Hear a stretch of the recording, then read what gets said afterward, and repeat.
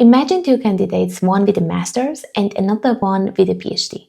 The one with master's is coming with lots of experience in that industry, also some experience in the same company.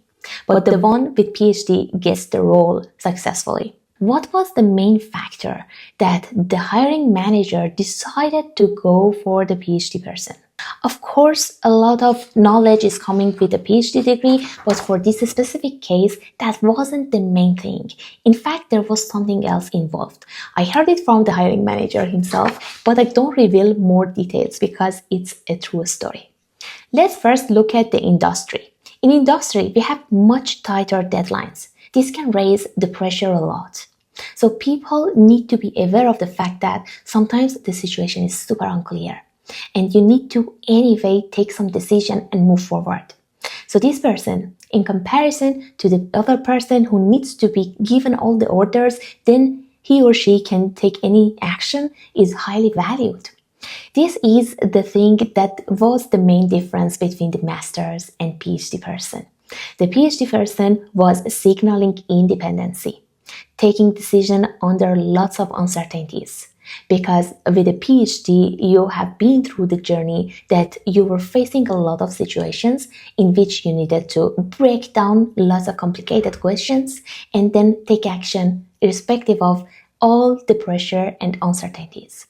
Does this mean that a person with a bachelor or master cannot develop independency? Of course not. This is the skill that anyone can develop if they are intentional about it. But having a PhD degree make it much faster and more reliable so that the person says, okay, this person can be given the projects from day one and they can take action and they don't need like 100% observation for first few months. The strategy I want to propose to you when you are going through the interview is 3 steps. Firstly, show independency, meaning that you need to be aware of the fact that you own what you've done. So I decided I've done X and Y.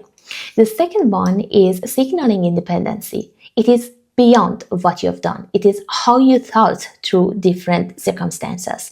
So this is how I decided, how I handled any changes that we've been going through. But the third one is critical, is adapting, being able to observe the room, read the room. Not all the team, all the culture, all the organizations are valuing the same thing. Sometimes they value alignment over independency. Sometimes some roles require much more guidance. So you need to be aware of the fact that do not play the card of independency blindly. Be aware, be flexible, and of course be honest about what you have done, but you can elaborate it in a way that the position requires. So this is the way that you can come across authentic, because people realize if you're authentic or not. But this is your role, to be intelligent and be ready for that specific company, organization, and team and position, what they need to be able to prepare your speech accordingly.